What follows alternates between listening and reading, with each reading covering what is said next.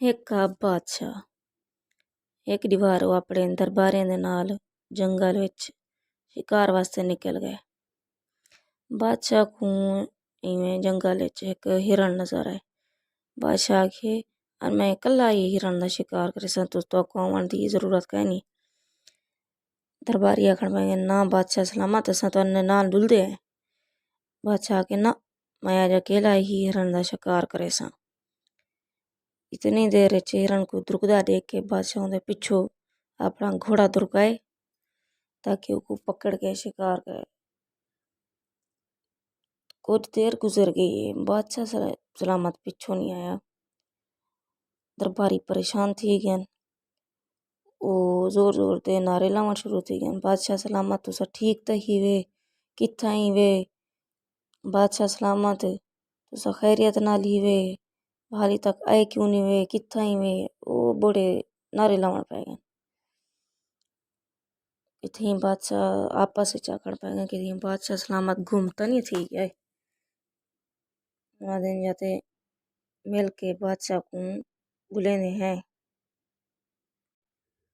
पर बादशाह उन्हें को नजदीक नजदीक किथे भी नहीं मिले। इडो बादशाह सलामत हिरण का पीछा करेंदे करेंदे बहुत दूर निकल गए। वो पता ही नहीं चलिया वो एक इंजे इलाके पहुंच गए जितना डाकुए ना राजा। डाकुओं को देख के एक अजनबी बंदा आ गई, उन्हें पकड़ गए थे।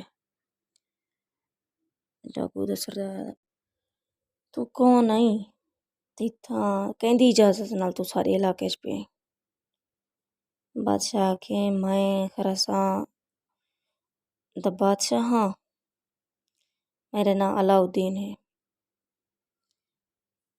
डाकुओं ने सरदार ये सुन के अपने साथियों को आगे सी जल्दी करो, इको कैद कर गिनो ते इको तक न छुड़े जाए तोणी ऐसा को 2000 दिनार जुर्माना ना अदा कर देवे। उन्हें बादशाह सलामत को मानते है कि अपने तय खाने जी जेल च बन सटे। उथा बादशाह को जिथा सटे ने एक कमरा जहाँ जेल जी बड़ी हुई, उथा एक बंदा पहले ही बुजुर्ग जहाँ बैठा, वो कोई देहाती जहाँ लगदा हा। बादशाह उन्हें को पूछण पै गए तू कौन है, तैको मेरे नाल जो कह दे सट्टी पहन। वो बंदा पहले तो चुप करके बैठा ही, बहु परेशान हालत च। आखे कि मैं गलती नाल ही इलाके च आ गया हमी ते इन्हें मेरे को कैद कर दिता हा। इन्हें मेरे को 50 दिनार जुर्माना मंगया तो मैं गरीब हाँ, मैं दे ना सकदा हमी तो मैं बहुत सालें तो इथे ही कैद छा। बादशाह थे दुआ मंगल में अल्लाह सारी दुआं दे हाल ते रहम कर, साकू इन्हें डाकियां को लो आजाद कर। एक दी डाकुएं दा सरदार उड़ई आए। बादशाह को आखण पै गए ऐ सरदार मैं को तारी कैद 1 साल थी गए, मैं तो घर वाले कोई पता कहीं नहीं कि मैं जिंदा भी हाँ या मर गया, क्योंकि हाली तक कोई बंदा भी ई साइड ते आया कहीं नहीं मेरा पूछा। मेरी गुजारिश है कि तुसा ई बेचारे देहाती को छोड़ दो, इंदे 50 दिनार भी मैं जुर्माना अदा करे सा ताकि ये मेरे मुल्क बने तो मेरे इलाके के लोगों को खबर करे, मेरे घर वाले को दसावे ते वो ताकि जुर्माना अदा कराना मन। डाकू ने सरदार तो खुश थी गए, वहाँ के यार ठीक है मैं को तेरी गाल मंजूर है।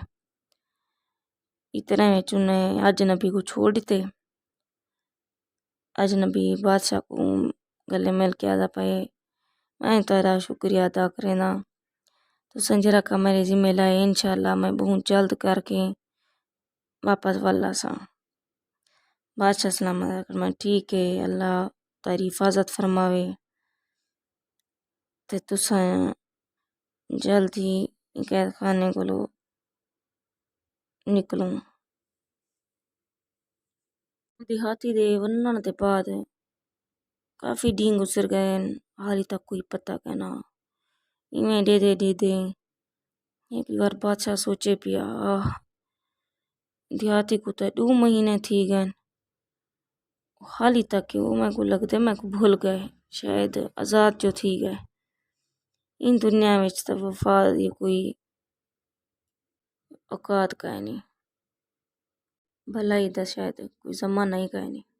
इवें चंद दिन हाली गुजरे हन ते बादशाह कह दे चिथा बैठा ही कमरे चुसा सिल्ली त्रुटन की आवाज आई है।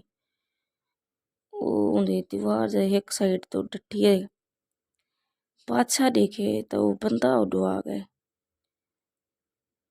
सलाम किते, अस्सलाम वालेकुम मेरे दोस्त, मैं आ गया।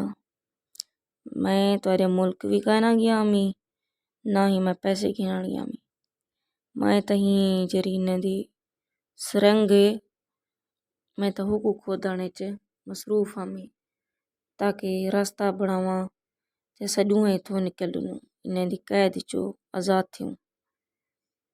बादशाह तो खुश थी गए, या अल्लाह तेरे शुक्र है, वल्लाह हूँ बंदे दा शुक्रिया अदा कीतेस, तू बहुत वफादार दोस्त है, मैं तेरे जिया वफादार बंदा करी नहीं डिठा।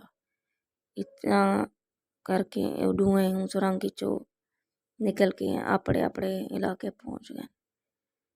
ए है वफादारी दा दौर।